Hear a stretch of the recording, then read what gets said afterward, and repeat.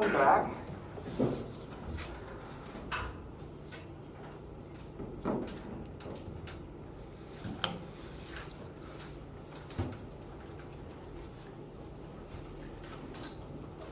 You liked a short vacation, then hopefully a good longer one is ahead. All right, now I won't show up on this thing.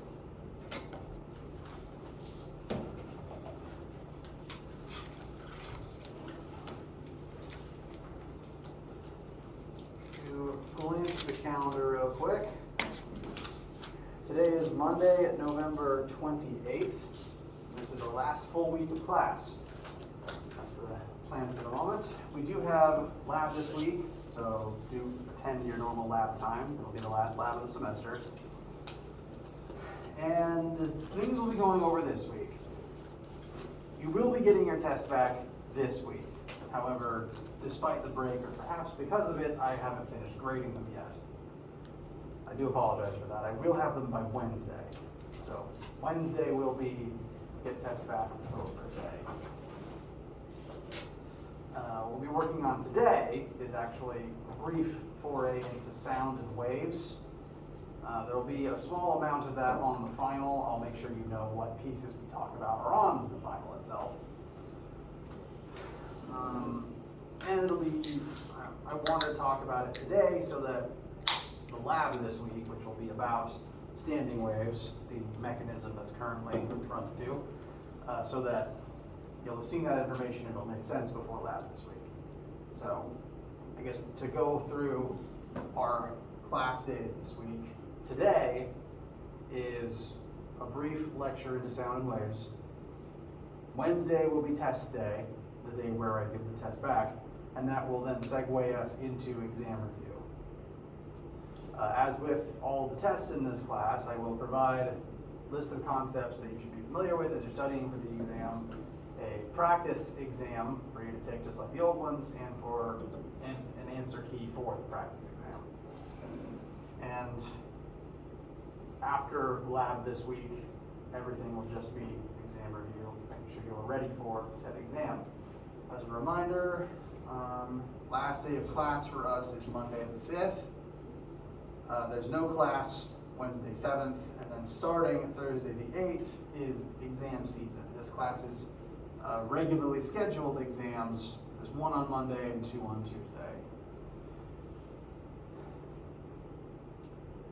I may possibly create an extra exam slot for this lab, because I've got at least one person who says that neither of those times work especially well. I'll be sending out an email with a poll on it to see if anyone's interested in such a hypothetical third slot. But that's kind of the rest of the semester. How you guys feeling? All right. Any questions before we get started today?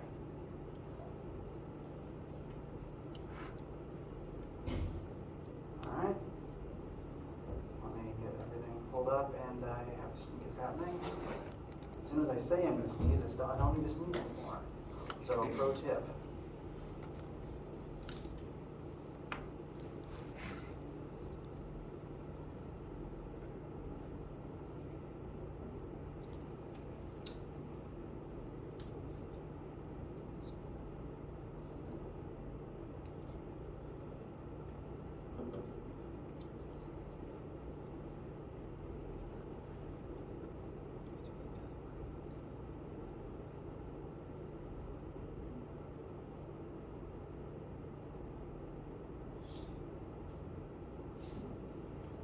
All right. So, last small section that we're going to talk about is about waves. Generally fairly important knowledge, since two common human senses are based on wave mechanics. And waves are kind of weird in that in common English vernacular, the word wave tends to refer to a very most commonly refer to a specific thing. When you hear the word wave, what's the first image that comes to mind? Ocean waves. Not a bad visual to conjure, but the word does apply to far more than just moving water. But the image of moving water does help to illustrate a pretty important concept of what waves are. And there's lots of different types of waves.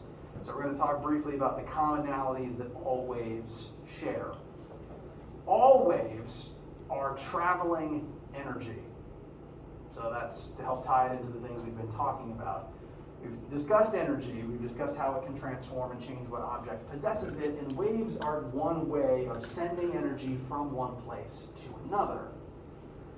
And it's important to note, even in the case of a physical ocean wave, energy is what is traveling from point A to point B. The actual object that is shaking is not doing the traveling. The energy is doing the traveling.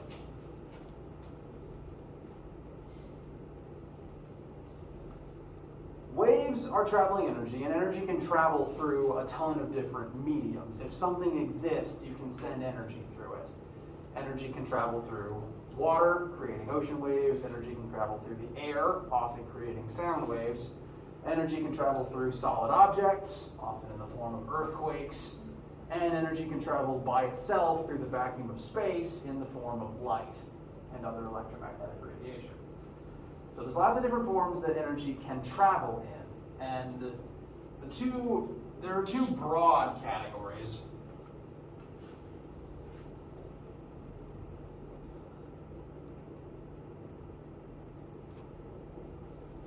Waves are traveling energy.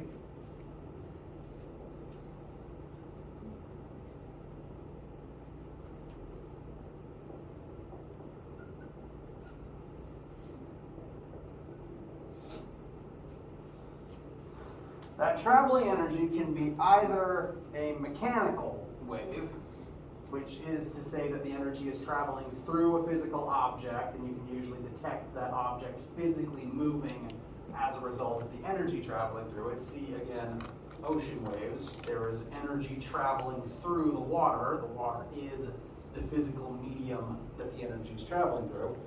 Same with sound, same with earthquakes. The opposite side of this is an electromagnetic wave, which we aren't going to focus on too much for right now. I tend to tie this a little bit more into Physics 1510. Basically, mechanical waves need a physical medium to travel, whereas electromagnetic waves don't. Think radiation. Think how the sunlight gets from the sun to the earth without having a medium to travel through in the vacuum of space. We're going to focus mostly on mechanical for the brief amount of time we concentrate on waves. The thing to note about mechanical waves, the wave itself is energy traveling, and if the energy is traveling through a physical medium,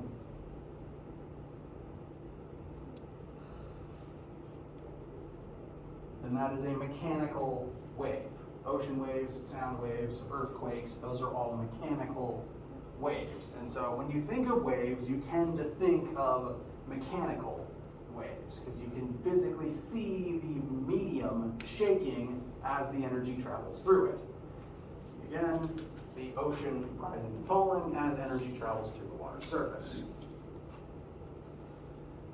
I bring all this up to again state, to remind you the point, that waves are traveling energy. In the case of a mechanical wave, like the ocean, the water does move as energy travels through it, but the water doesn't travel with the energy. Only the energy goes from point A to point B. When an ocean wave is formed, like say it's originally created far out into the sea because of wind, most likely.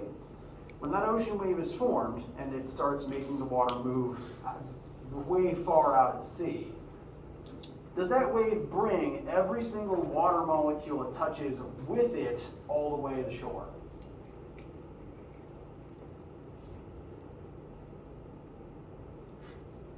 Not every single one. if every single water molecule that wave touched accumulated and traveled with it, every single wave would be a tidal wave. Instead, what happens is, as the energy just moves along the water's surface, the surface water shakes as the energy travels through it, but that water largely stays in that region of the ocean. The water doesn't come with the energy just moves through that region. Because the energy is what's traveling, not the medium itself. I can demonstrate this additionally with a slinky.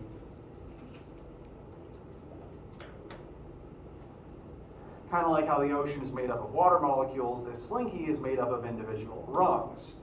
And if I put some energy into one of the rungs,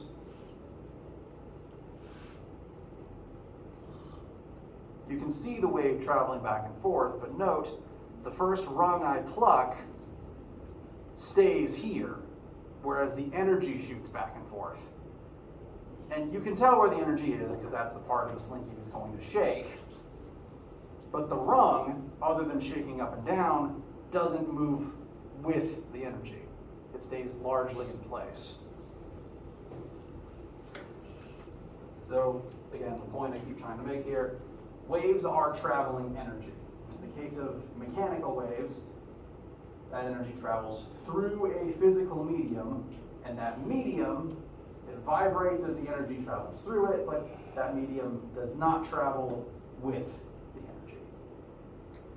Ocean waves would all be tidal waves if it did, and every sound you ever made would create a typhoon, as all the air molecules that sound travels through would go with the energy.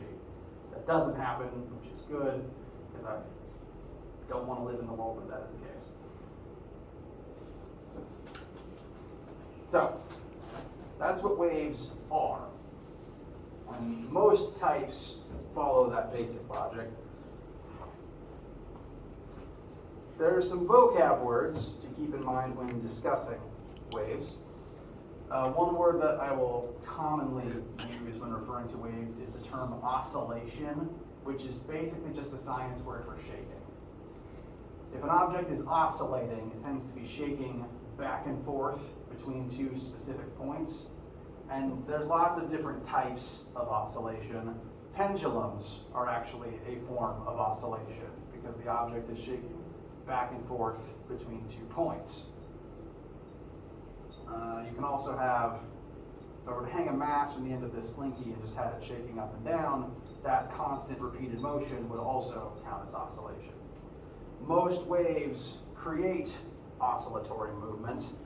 I'm going to turn on this mechanism. It's going to make a low hum, just to warn everybody.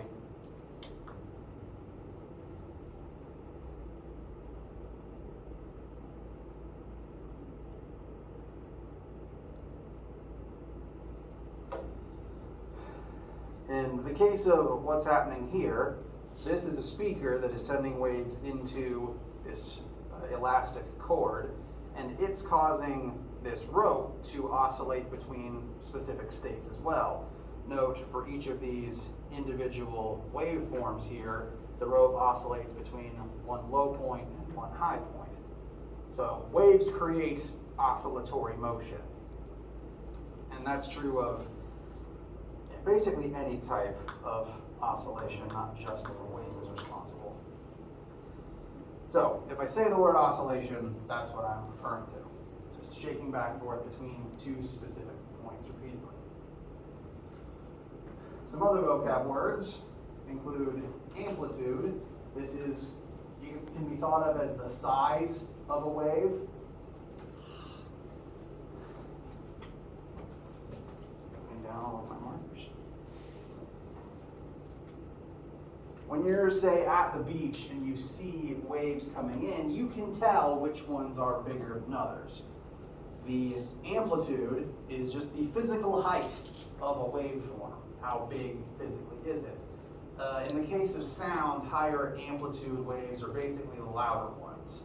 In the case of ocean waves, if the wave is physically bigger, it has a bigger amplitude.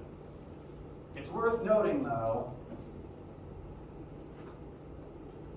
amplitude does not refer to the physical size from the lowest point to the highest point.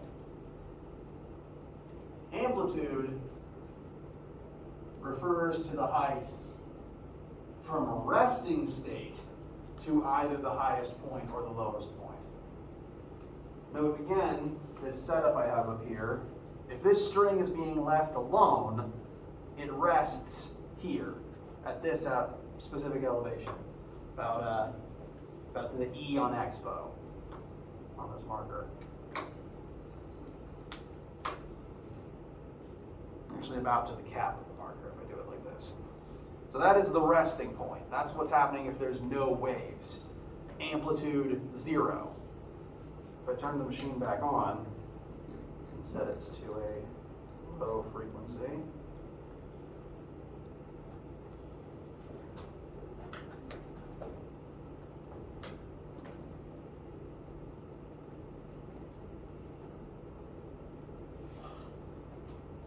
note that these intermediary spots, those are at the same height as the original resting rope was. So these are your baseline. Whereas this low spot, this is not the resting point anymore. This low point is an active point, an active part of the wave. So this is not amplitude. From rest to either the top or from rest to the bottom, that's amplitude. Does that make sense? Okay, so I've labeled this here. Amplitude refers to from rest to the wave peak. Conveniently, amplitude is physical size. You can just measure it in meters. You can take a ruler and physically measure amplitude's 3 centimeters for this wave or something like that. It's a physical length measurement. No new weird unit. What does have a new weird unit is the concept of frequency. You've probably heard of wave frequency before, I hope. Frequency, to compare more directly to what you've probably heard it used as and experienced, for sound waves, frequency refers to the pitch of the sound. Low frequencies are very low bassy tones, high frequencies are very high-pitched whiny tones. All waves have frequency, whether they are sound or not. For example, light is a wave, and the frequency of light determines what color you're seeing. So all waves have a frequency, and broadly speaking, as it refers to every type of wave, frequency refers to how often a full wavelength passes, how frequently one wave passes a certain region of space. It's kind of a measurement of speed.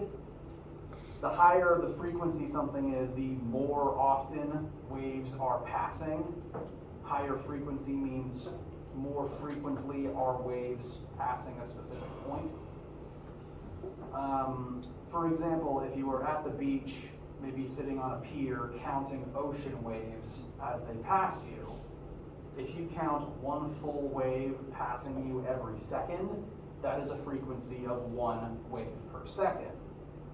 But if 2 waves pass every second, that's a frequency of 2 waves per second. That's more waves, that's a higher frequency. So that's how the unit works. It's instances per second.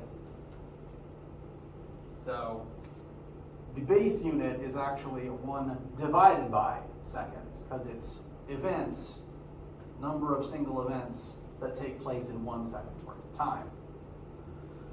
But because this was, well, some people decided that 1 over seconds wasn't the best way to write it, so they came up with units of hertz.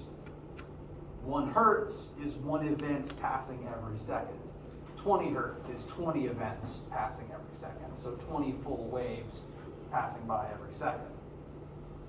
So if you've heard frequency measured in hertz before, this is what it's referring to. The higher frequency a sound is, for example, the more waves pass you every second. The lowest frequency that most humans are typically able to hear, if they're focusing really hard, is about 20 hertz. So 20 hertz sound, if you're actively listening for a sound that low, then 20 whole waves would enter your ear every single second. Whereas the highest frequency that any human can possibly hear is typically accepted to be 20,000 hertz.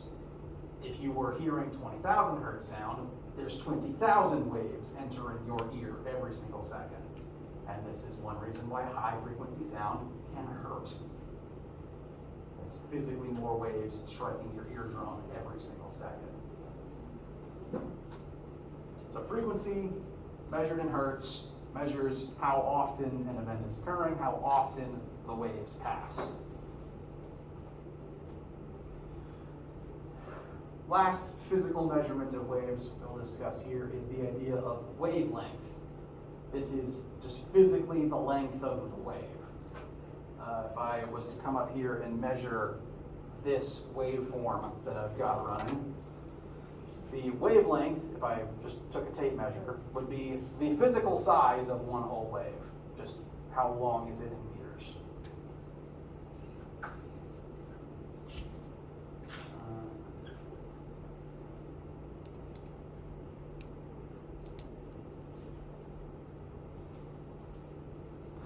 So if you actively are seeing waves and can physically measure them with a meter stick or something, you can just hold up your tool, your meter stick, and physically measure how long the wave is. The only trick is understanding what is one full wavelength. Because for a full wave to cycle, if you're looking at this as kind of a typical waveform, one full wave is one full oscillation from start to finish. So if I start my measurement here, this point is at the resting point and then rising. One full wavelength would go through one full vibration until I'm back at the same spot, rest to rise. One full wavelength is not just one full high point or even one full low point. It is a full cycle from start to finish.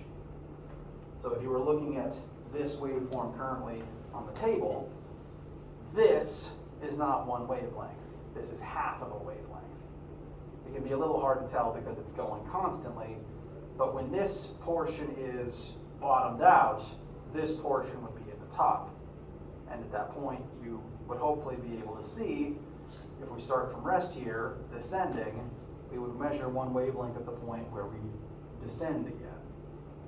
So this is one full wavelength. For a full wave to elapse, it has to cycle all the way through, rising, falling, back to rising.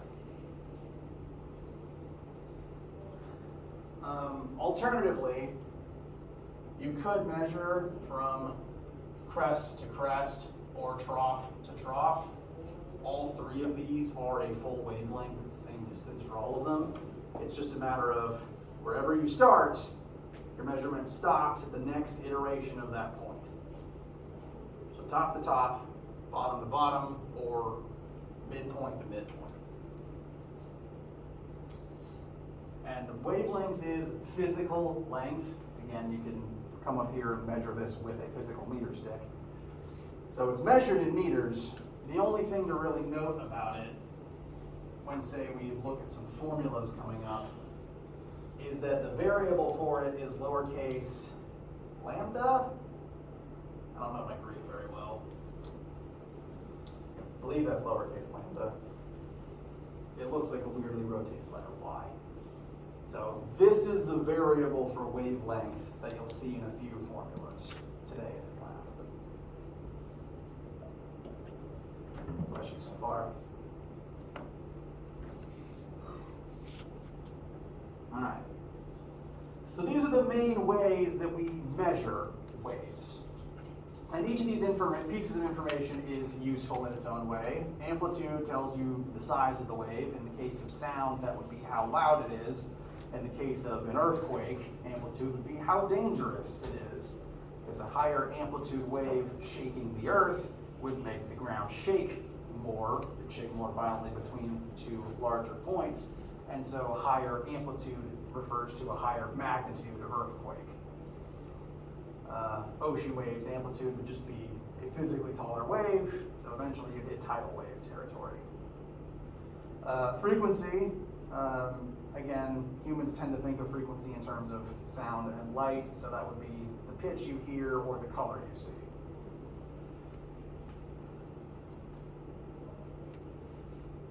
One more relevant piece of information I'd like to discuss about waves is how frequency and wavelength work together to inform you of wave speed. Since waves are traveling energy, they all have a speed. Every wave has a particular speed at which the energy travels at. For example, between various pieces of real-life science and maybe science media, you've probably heard the speed of sound mentioned, and possibly the speed of light.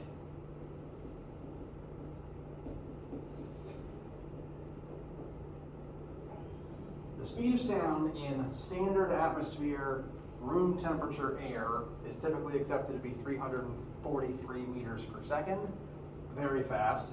Speed of light is universally accepted to be 3 times 10 to the 8th meters per second. And within those certain parameters, those speeds are constant. Waves of a certain type will have a certain speed based on what type of wave and what it's traveling through. So for a certain type of wave, its speed is actually capped. That speed is going to be constant for that wave type in that medium. Bless you. Bless you again. However, that wave's speed is still correlated to the wave's frequency and its wavelength. To use sound as a comparison again, human ear, broadly speaking, is designed to hear sound in standard atmosphere room temperature air. That's the type of medium that your head tends to be surrounded in. And that medium, room temperature standard atmosphere air, this is the speed that sound moves at. This formula currently on screen, wave speed equals wave frequency times wavelength, tells us that for sounds moving at that speed through air, every single frequency is correlated to a specific wavelength. I mentioned the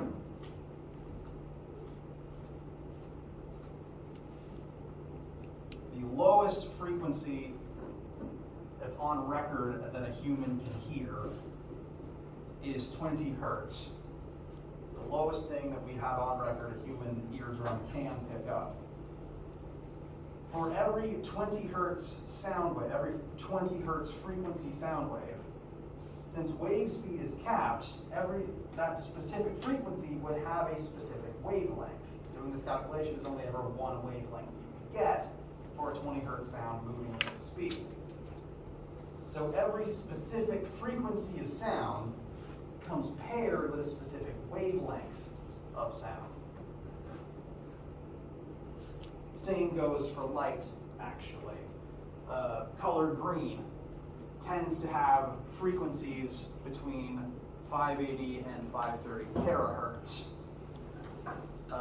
If you were to plug in one of those frequencies and the speed of light, you would find the one wavelength that shade of green is paired with. So every single frequency is always paired with a corresponding wavelength to create a specific wave speed. They're always paired. As long as the speed remains constant, one frequency is always matched up with one wavelength. Yes? Is at the bottom 343 equals 20? Is that wavelength? This symbol? Yeah. Yes, this is wavelength. What I plugged in here was 20 hertz for the frequency of lowest sound a human can hear.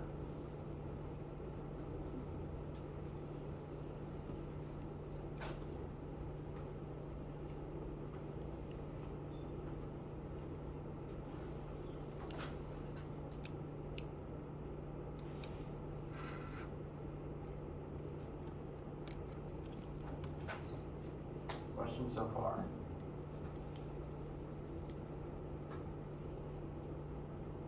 All right. Let's apply this formula. This is the formula from the previous slide. Is kind of the main thing from waves that I ask you to be able to do on the exam. There'd be like one question involving that formula related to wave and sound, wave speed and sound. So let's just rapid fire utilize that principle a few times.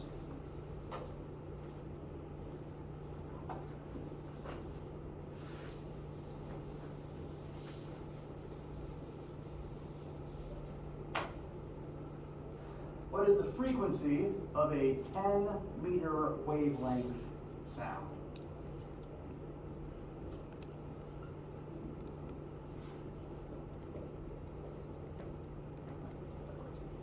Wave speed equals wavelength times frequency. Speed of sound is 343 meters per second. So we'll plug that in for wave speed. 10 meter wavelength. The frequency as unknown. Divide 10 over, and that should give about 34.3 hertz.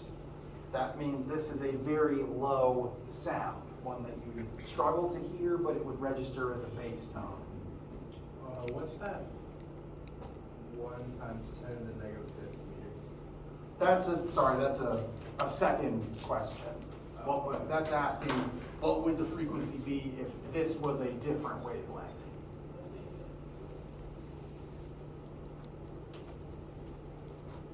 So to go along with that, I'll show that calculation next.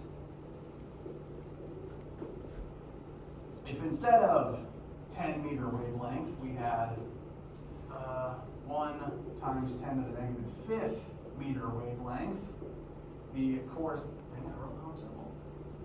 corresponding frequency that would pair with that would be, I would expect 6,000 times bigger? No, sorry, 10,000 times bigger.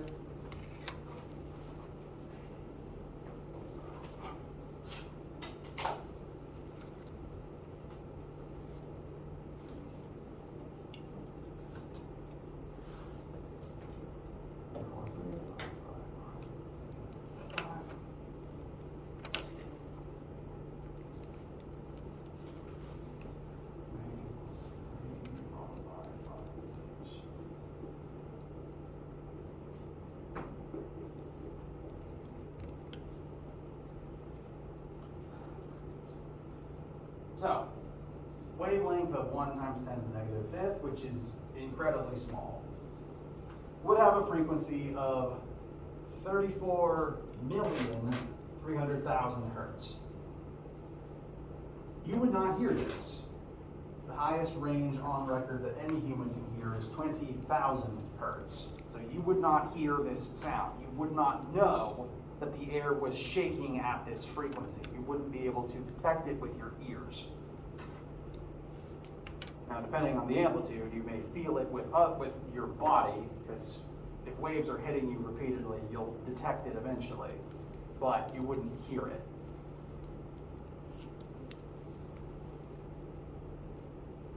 So, thing to note about this, big frequencies compared with small wavelengths. The waves have to be very physically small for a lot of them to travel in the same amount of time. So this is a very teeny tiny wave, and a lot of those waves pass every single second. The counterpoint to that is very big wavelengths, 10 whole meters, come with comparatively smaller frequencies. Very big wave, less of them occur every single second. In the case of like bass sound, those sounds have very low frequencies. And if I'm near a speaker that's outputting a lot of bass, my teeth tend to rattle. And you can kind of feel like every second or two, the next bass pulse and again, it makes my teeth rattle or makes my rib cage shake. Those are very big waves, and so you can feel physically each wave hitting you. And since they have a smaller frequency, they happen less often, and you can actually sense every half second as each one strikes. Whereas higher frequencies, they're happening so fast you can't really notice. So that's how I know that I'm hearing bass anyway. I can feel the waves hitting me and they make my teeth rattle.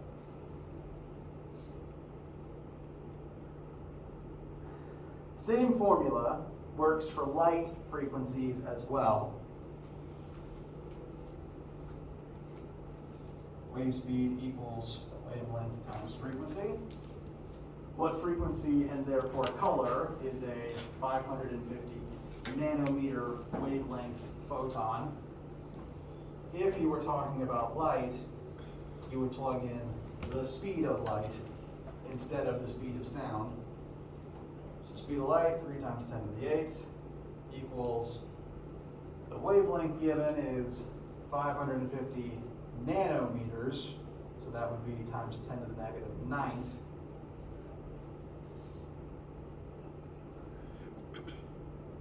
Yes, micro, nano.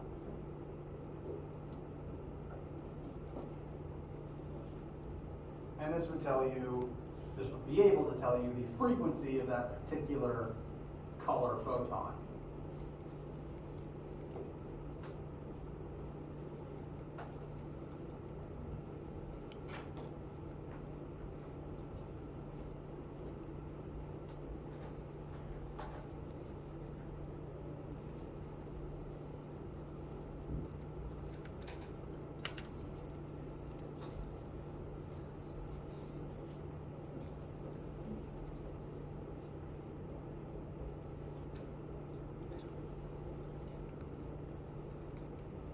Be about 5.5 times 10 to the 14th hertz, which is a very big frequency. Light tends to have incredibly small wavelengths and incredibly large frequencies because of how fast it's moving. If I back up to the previous slide, 550 nanometers paired with about 550 terahertz, that would put that photon in the green spectrum.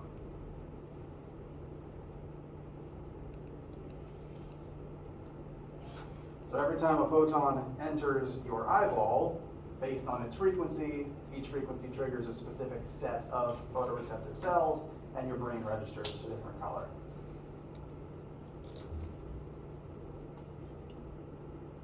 Last sample question is actually going to use a slightly different formula. You hear a thunderclap 5 seconds after a lightning bolt. How far away was the lightning strike?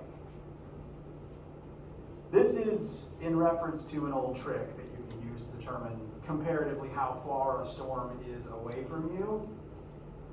What you're comparing here is the speed of light when you see a lightning bolt to the speed of sound when you hear the thunder. You notice in a storm sometimes you see lightning and then maybe a second or two later you hear the thunder. Sound familiar? That happens because of the extreme disparity between the speeds of sound and light. Sound is fast, but light is 10,000 times faster. So as far as the human brain can process, light travels instantly. As long as a lightning bolt happens within your line of sight, the light will reach you basically instantly compared to the processing speed of your brain. But over a period of miles, it takes sound a few seconds to catch up. If we assume the light was visible instantly for the sake of expediency,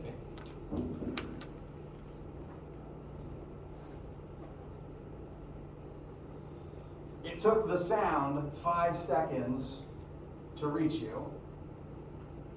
So good old classic V equals D over T. Speed of sound, displacement, 5 seconds. This would tell you the physical distance away the sound had to travel from, which would be the physical distance away from you that the lightning struck. It's an old trick that some people get told to determine how safe they are in a storm. Basically, the more seconds it takes to hear the thunder, the further away the lightning strike was, and the safer you are. 343 times 5, that's 1,715 meters, which is about a mile.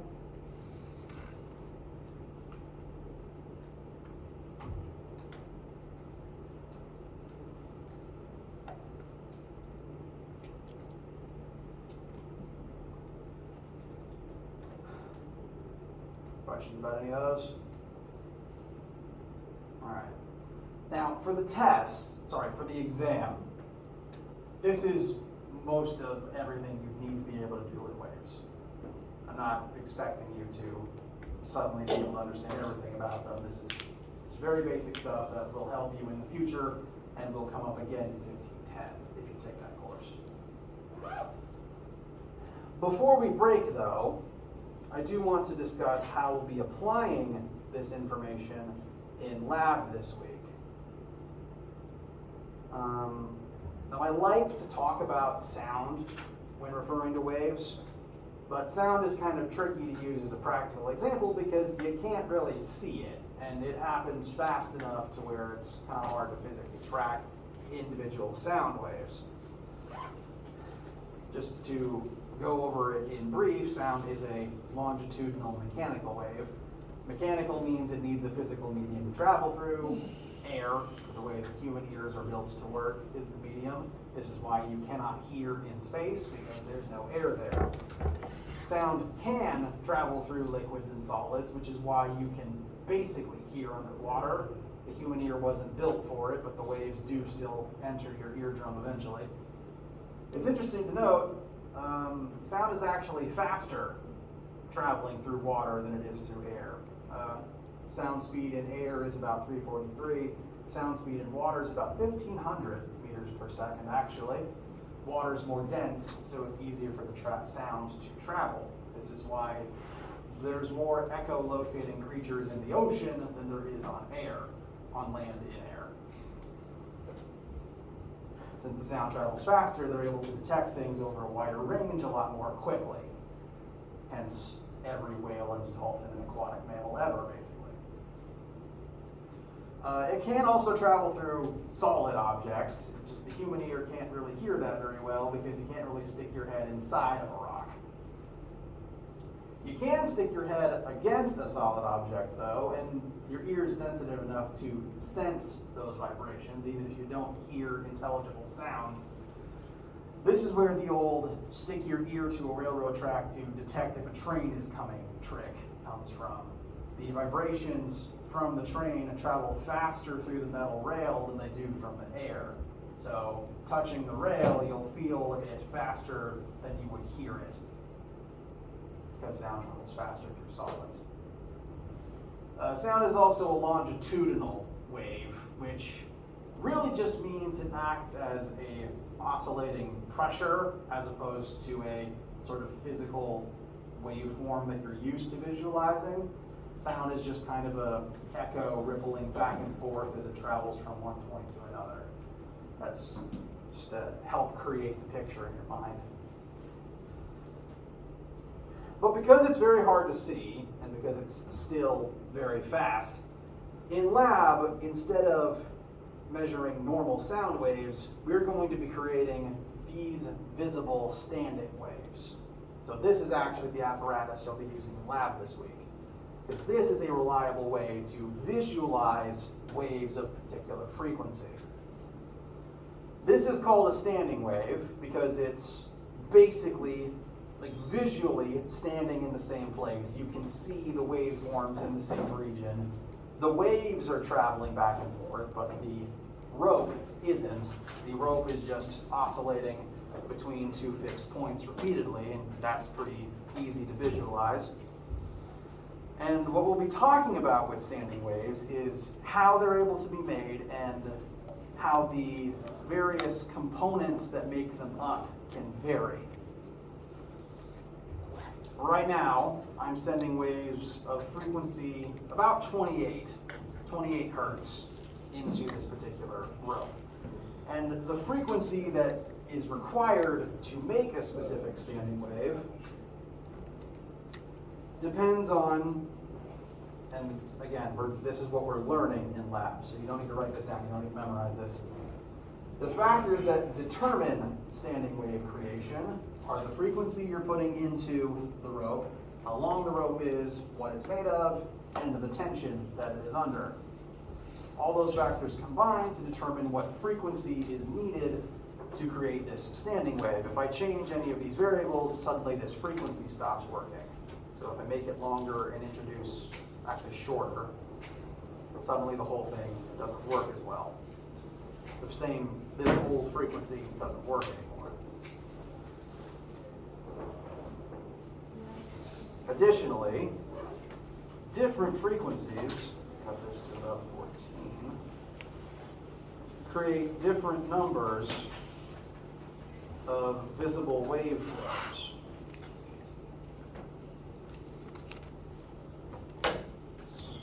Not as obvious as I'd like. But I cut the frequency in half, and now there's less wave to see. Now this is one full wavelength instead of two full wavelengths. So in lab, we're going to be going over all of these things factored together, how they affect standing waves, and how they affect the other normal waves you interact with on a daily basis. Questions? All right, so that's lab for the week. That will be lab for the week. Wednesday we'll be going over tests today. I'm ready for that. Let me know if you guys need anything, and have a great day.